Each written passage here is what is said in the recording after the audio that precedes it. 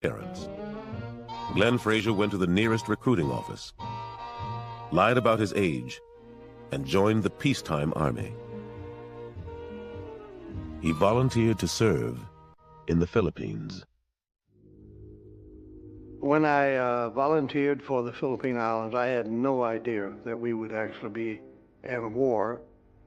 I was thinking that probably Germany was the most likely place that there would be a war. So in my mind, I thought it'd be safe over there. I never thought Japan would be attacking us. Over the next 4 years, Frazier would find himself in the midst of war. Desperate hand-to-hand combat. A forced march so brutal, the world would never forget it. And nightmarish prison camps, where simply surviving required luck and bravery and unshakable will. Back in Alabama, those who loved him would be told he was dead. All Glenn Frazier would be able to do was cling to the hope that one day he could come back home. 60 million people died. So many, and in so many different places, that the real number will never be known.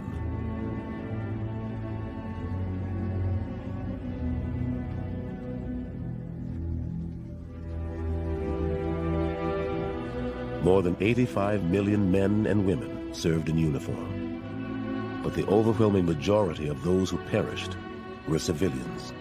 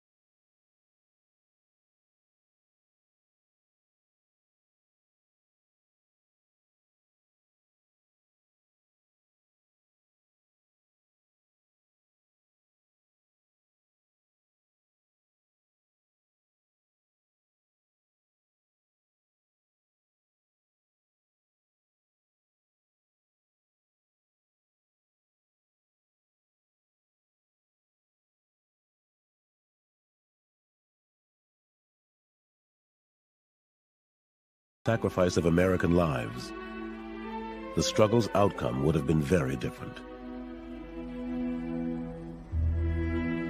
The American economy only grew stronger as the fighting went on. And by the time it ended, the United States would be the most powerful nation on earth. And a once isolated and insular people would find themselves at the center of world affairs.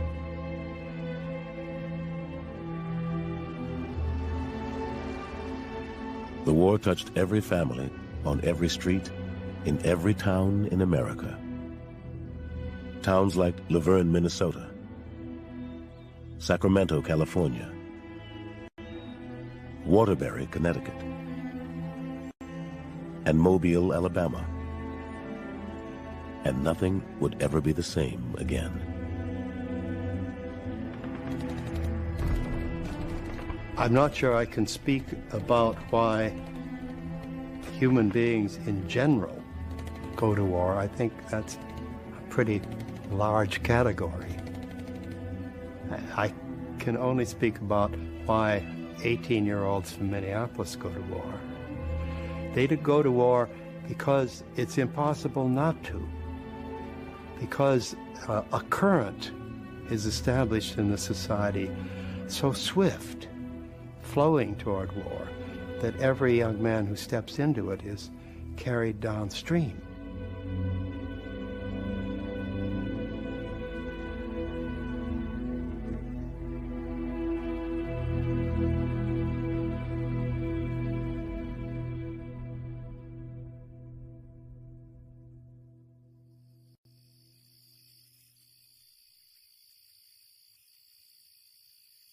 Laverne, Minnesota, August 1941. Miss Agat Ryland, who is in town visiting her brother, knows what it is to see vast sections of a city ripped to ruin by German bombs.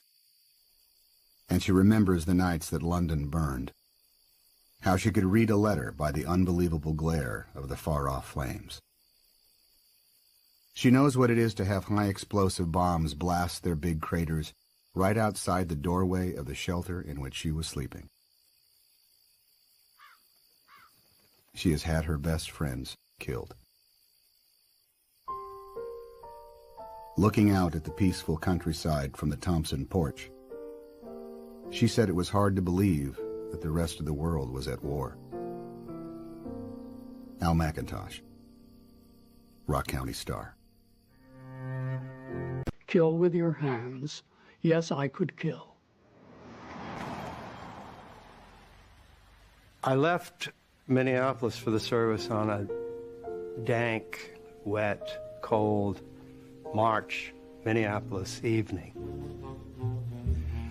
My father drove me to the station in the car that he almost never let me drive as a kid. Downtown, past all the places that had been the stations of my childhood and growing up, to the Rock Island Railroad. It was dark. The long platform was dark with hanging arc lights at distance, so that as you walked it was dark light, dark light, dark light. And at the far end was a Navy yeoman with a clipboard and a gathering of young men or boys around him. And we stopped, and my father shook my hand. It seemed very strange to me that my father and I were on handshaking terms. Then he turned around and walked back toward the entrance. Dark light, dark light, dark light, and out into the street and was gone. And I turned to the yeoman and went up and said present when my name came up, and I was in the Navy.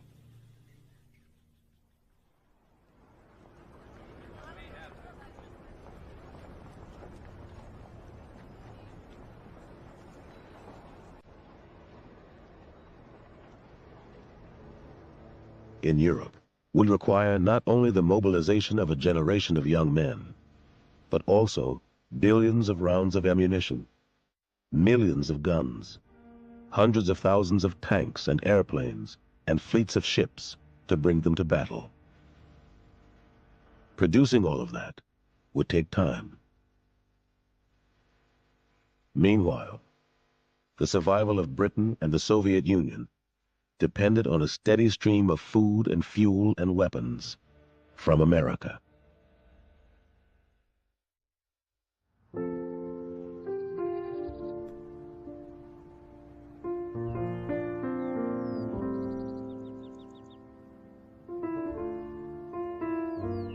When I was 7 years old in Theodore Judah School, a boy from England, an English refugee, came into our class. His name was William Murgatroyd Buchanan. We all called him Royd Buchanan.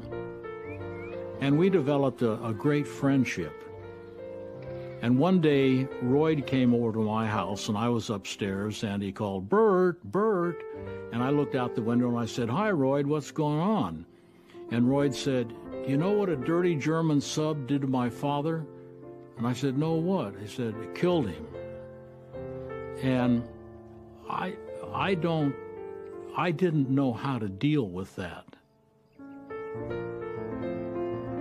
I went downstairs, and we sat down under the tree and talked a while, but it was still something that I never had any experience with up until that time.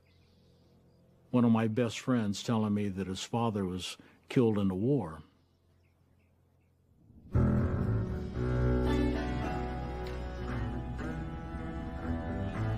On the evening of January 13th, 1942, as American troops tried to stop the Japanese on Bataan, a German U-boat surfaced silently off Manhattan. Its commander was astonished but gratified to see that more than a month after Germany declared war on the United States, America's largest city was still ablaze with lights. Using those lights to silhouette his target, he sent a torpedo hissing toward the side of an American oil tanker.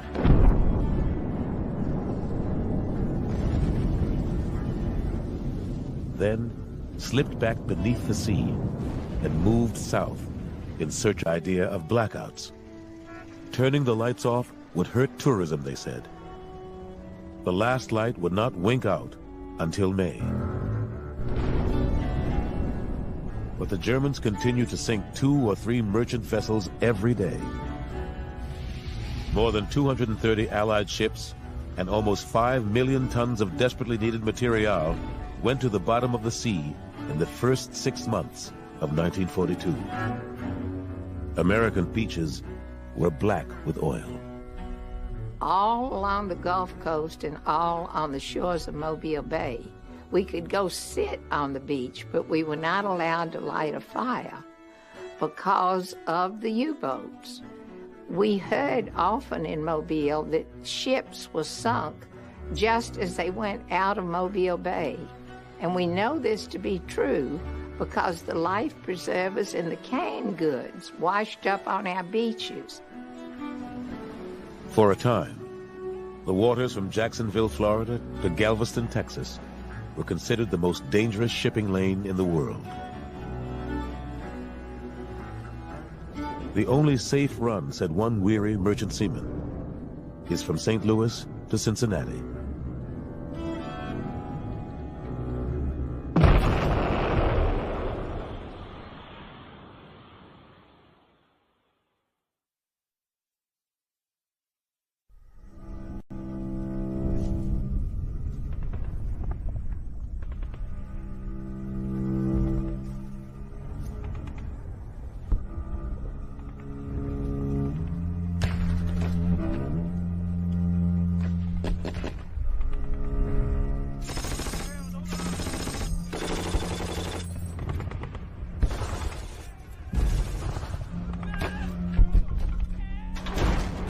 I really fought the first few days for the good old glory. You know, like everybody else, you say good old United States, and we're going to fight, we're going to whip these Japanese in a matter of 6 months and so forth.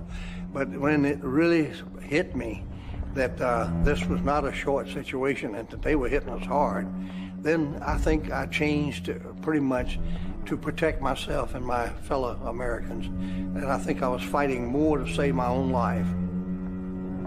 Nearly 80,000 American and Filipino troops had managed to escape the Japanese around Manila and take up positions on the Bataan Peninsula. Once again, General MacArthur's planning had faltered. Most supplies had been left behind. Rations had to be cut in half. Bataan's humid forests bred malarial mosquitoes. Clean water was in short supply. There was little medicine on hand. One field hospital had 8 operating tables and 1,200 battle casualties in need of surgery.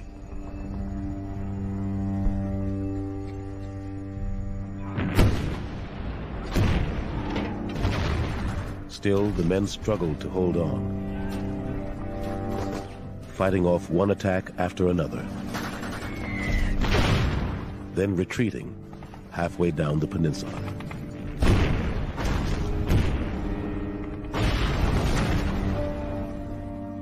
For weeks, the men on Bataan continued to hope that rescuers were coming. Again and again, MacArthur had assured them of it. Help is on the way, he promised. On the Voice of America one time, I remember we were getting on shortwave radio. It said, as far as the eye can see, there's ships and planes coming to the Philippines. We were told continuously that we were getting reinforcements. We were told that when we retreated back into Bataan, it would only be for a few weeks.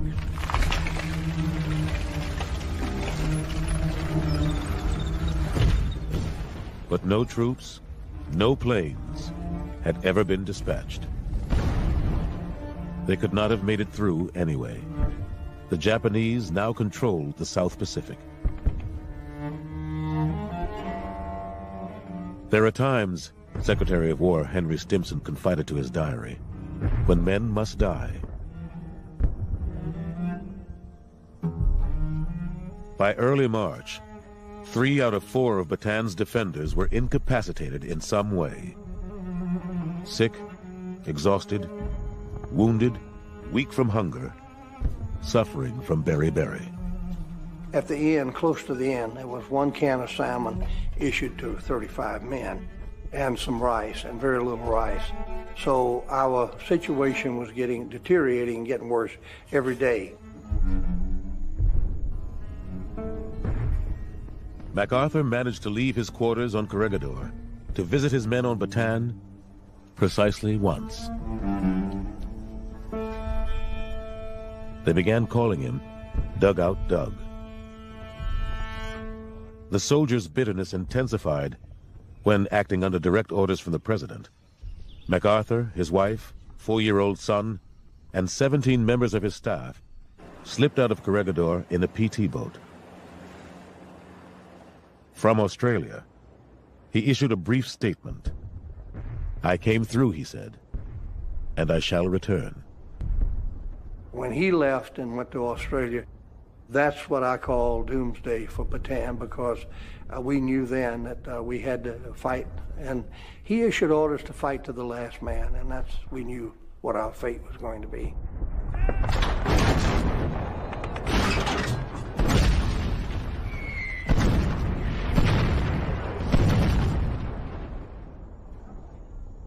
On April 9th, 1942, Major General Edward L. King sent a soldier forward with a white flag.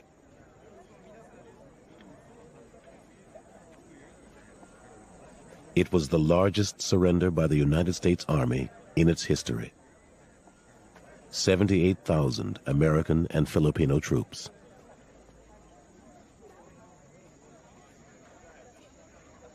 General King asked a Japanese officer just one question. Would his men be treated decently? "Yes," said the officer. "We are not barbarians." But Japanese tradition held that those who surrendered, rather than die on the battlefield, were cowards, unworthy of respect.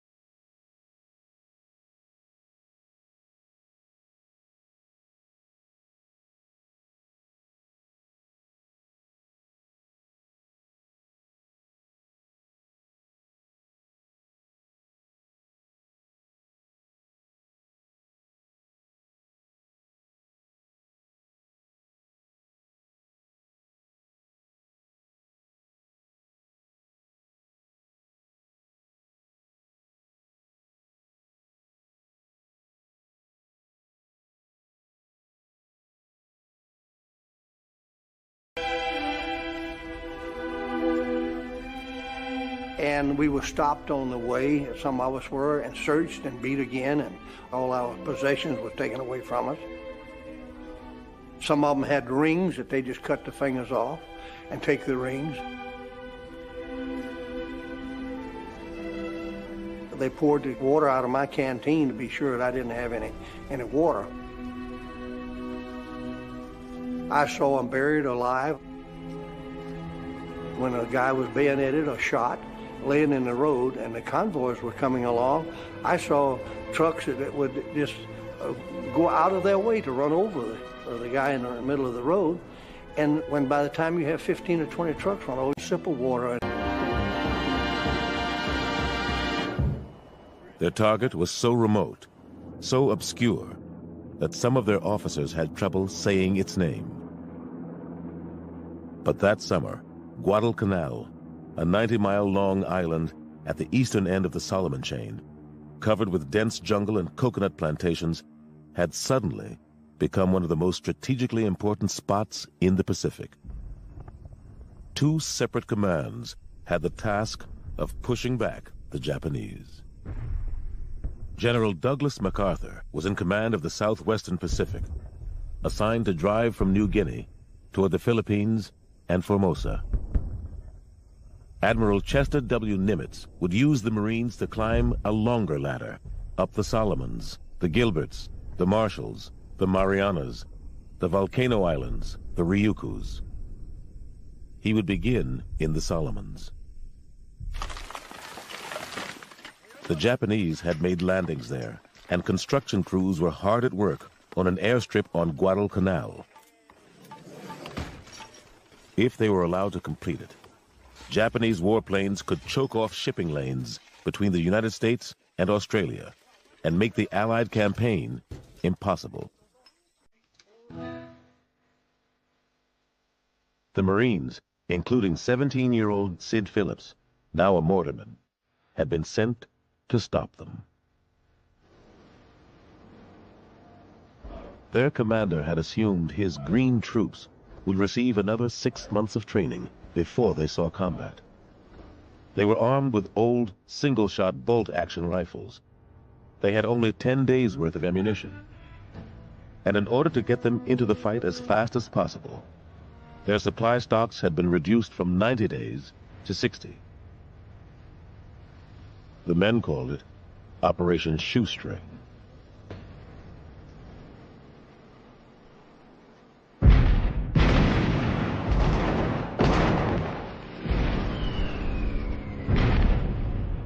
At dawn, on August 7, 1942, American land forces went on the offensive for the first time on Guadalcanal.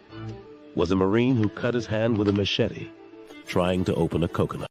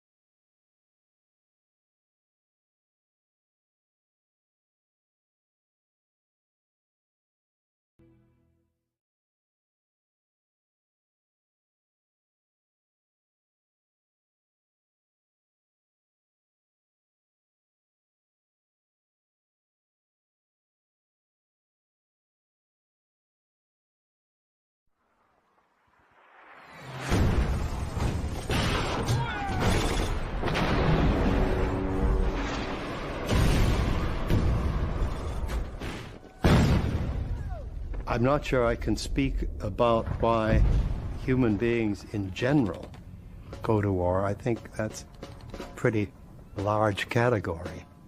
I can only speak about why 18-year-olds from Minneapolis go to war.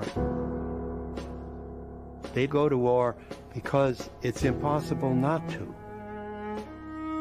Because a current is established in the society so swift, flowing toward war, that every young man who steps into it is carried downstream.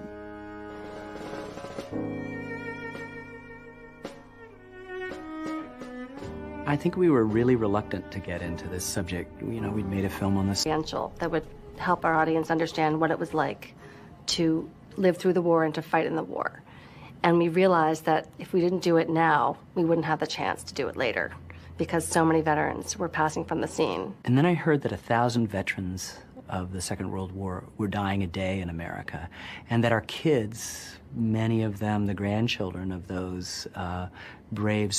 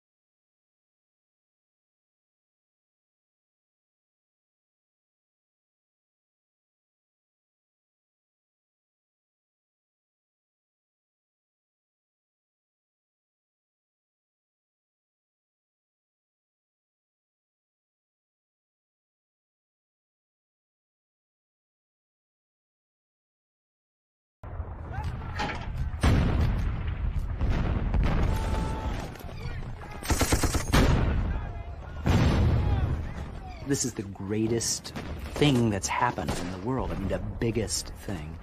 And how do you limit it? Where do you begin? What do you have to tell? How do you get access to it in a new way? And we focused after some time on the idea that we would do the war from the perspective of 4 geographically distributed American towns. It was a little bit of a trial and error process to come up with what those towns would be.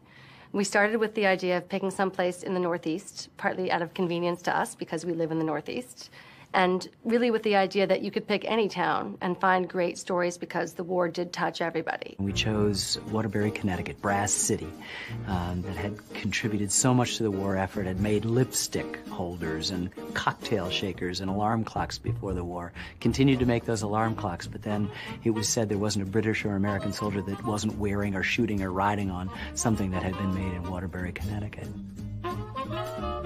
It wasn't so easy to find veterans who could talk about their war experiences. We met hundreds of veterans, and really only a small percentage of them were able, for a variety of reasons, to share what they'd been through. And so we thought, well, maybe instead of just picking a town randomly and seeing what we could find there, we'd find some interesting veterans and see where they were from and see if their town might work and sort of come at it backwards. We chose Mobile, Alabama. We'd read a phenomenal memoir of a guy named Eugene Sledge, who passed away just as we were beginning the film. But when we went to Mobile to seek out his family and tell them how much we liked it and thought Mobile might be a possibility, they introduced us to his best friend and his sister and then their community, and we went out farther afield. And Mobile became this wonderful place. More of the folks that we interview are from Mobile than any other place. Factory workers from poor towns, African Americans, old kind of Mobile aristocracy. In fact, one of our Greek choruses, Catherine Phillips, the sister of Sid Phillips, the best friend of Eugene Sledge, our memoirist, is in almost every episode of the film and really helps guide you along from what it means to be at the home front. We had started losing boys in the neighborhood. The boy up here on the corner was a Navy pilot, and he was killed. The boy down the street was an Air Force pilot, and he was missing in action. They started disappearing all around us. And my mother spent her time going to visit the other mothers, consoling them. And it was a very, very fearful time. It really was.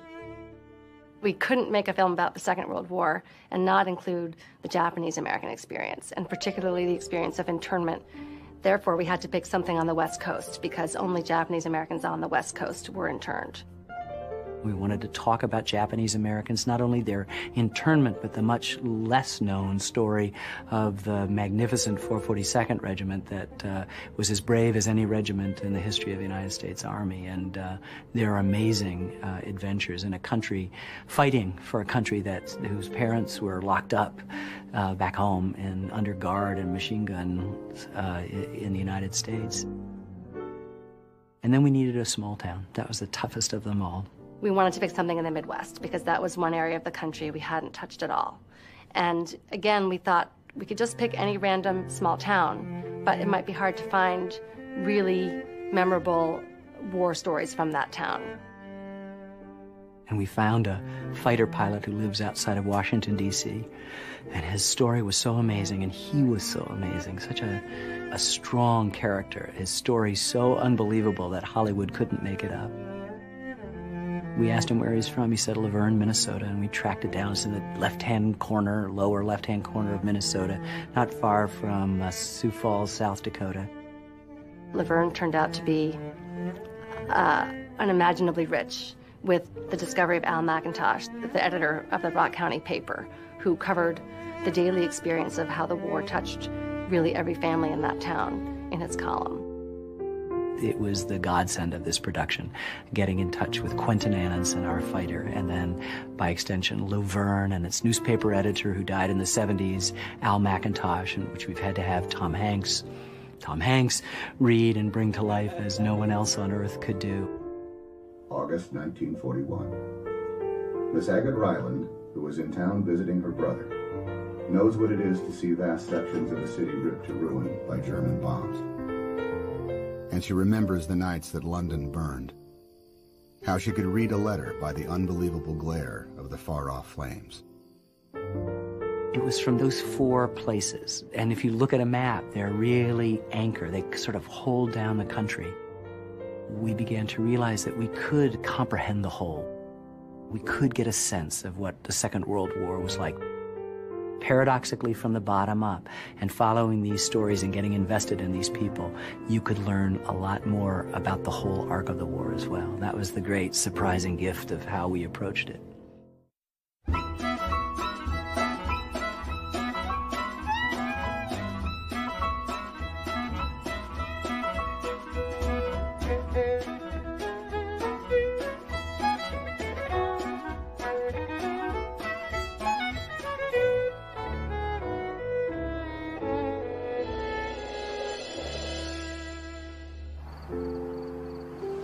We are going on our third early morning dawn shoot. And it's about 4:40 in the morning. And we're not exactly sure where we're going to shoot today. We're going to quickly run up to the Catholic cemetery and see if that's a nice view. And then if not, we'll probably go to another farm. Good morning. Good morning, Alan. Good morning. Do you see your coffee in there? I smell it. We have to get up really early because we'd like to be able to see the beautiful sky.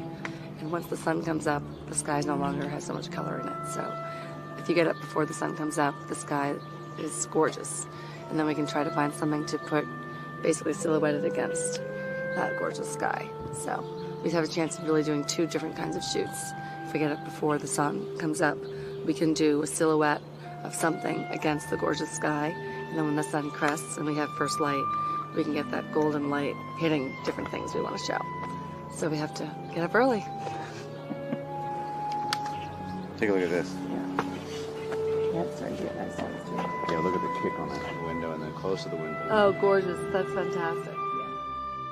We had a lot of fun getting to know these four towns and the people in them and trying to find ways to tell the stories of what the war had meant in these places. And we went about it in a variety of ways.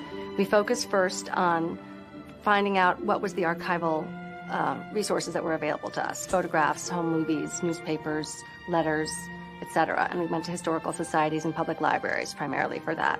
And we put articles in the newspapers asking for people to contact us if they had stories to share or materials to share. And we were just deluged, basically, with materials. Why don't you tell us what you brought for us today? Right. Phone calls, emails, all kinds of things. A lot of the process was actually just going through and weeding through all this material. Everything that was sent to us was read. Oh, that's a great picture. And was responded to. And it was a huge job. But we found treasures we never would have found any other way. You know, we live in a digital world now. We used to be able on every film to tell you we shot 1,050 rolls of film and that represented this many hours. We don't have that anymore. Sometimes the photographs don't get photographed. They get digitized and then they're into our system and the movements are made on them. And I kind of regret, being a kind of hands-on person, the loss of a lot of that. But I think it's fair to say that we have hundreds of hours. All night long, bulletins have been pouring in from Berlin claiming that D-Day is here, claiming that the invasion of Western Europe has begun. When we stumbled sleepily down the hall to answer the ringing telephone, we made a mental note that it was shortly before 3 a.m. That's about it, and the rest of it is guaranteed authentic footage.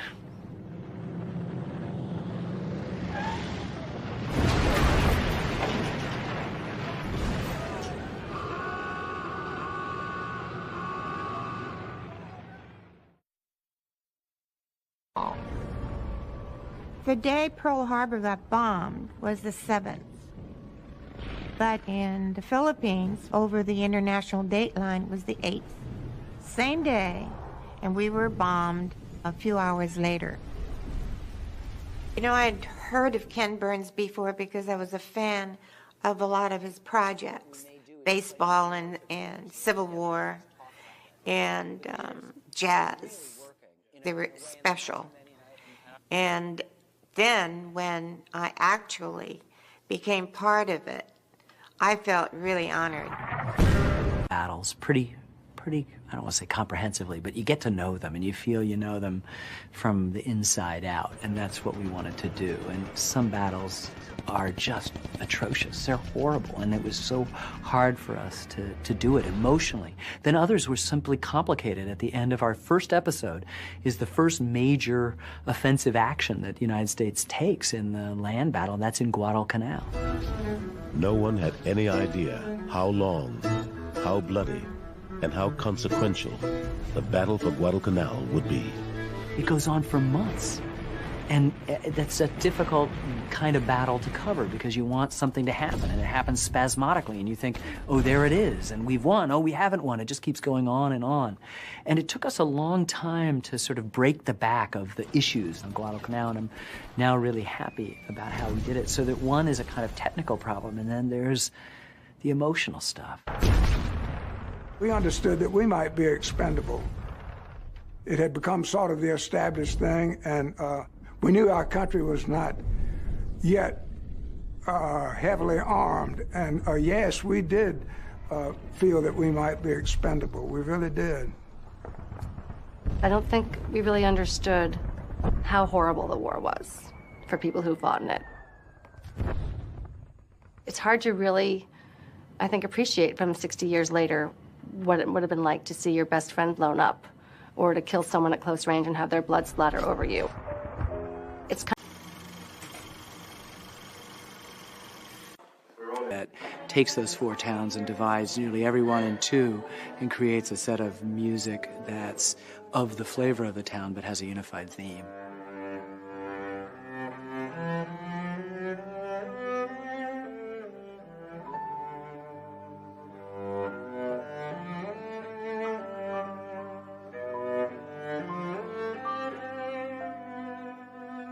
It starts with 4 towns, so he wanted a central theme that was evocative of America.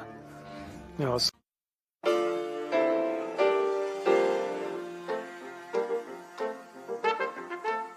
this process begins with me, who I'm completely inarticulate about music. I sort of know what I like. I don't have any language to express what I like, nor do I have any musical talent to be able to actually do it. So it becomes a kind of gesturing, as if you're trying to speak to somebody in a language that they don't understand. And Wynton, with this patience, sits in his living room on his piano and sort of says, well, what about this? And he'll play different themes, and I'll go, yes, or well, what about this way? And then all of a sudden, something emerges. So real light, like this, the tempo.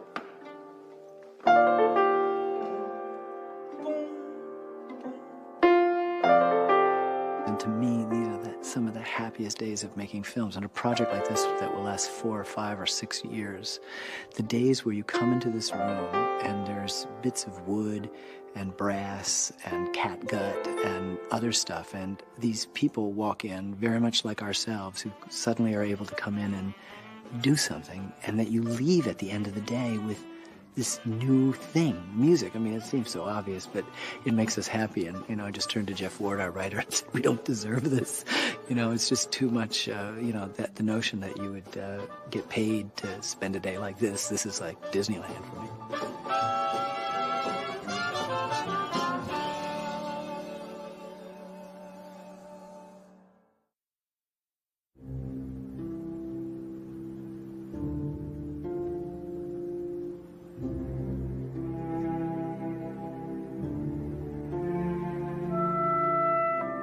The fascination for the Second World War will never end, and it's understandable. Even as that generation dies away and passes completely, this is still the biggest event in human history. It's seemingly a very clear-cut black and white war. There's the good guys, and there's the bad guys, and the bad guys are so bad. And we won, so it's a triumphant story that we can all appreciate and celebrate. And then it's also this terrible cataclysm that killed so many millions of people. There's the twin fascination of the horror of it and also the triumphant narrative of it. We shoot in film, and every 12 minutes we have to change the role, and inevitably you go into somebody's house and you're filming them where they live, and the wife or their son-in-law or the daughter's there, and quite often in between the reels, somebody would say, honey, you never told me that, and they would have just described horrific, horrific action. We sometimes open things up that their family members had not heard, and that was amazing to have someone afterwards say, you know, Dad never told us about what he told, or he never described it quite in that way, or we've heard that story a lot of times, but never quite the way he told it to you. You have a sense that this unusually, admirably reticent generation didn't talk about it. And then towards the end of their life, they began to talk about it. Intimations of their own mortality. A sense also of obligation to posterity, to their families, to us, I think, got people talking. We wanted to just bear witness and honor the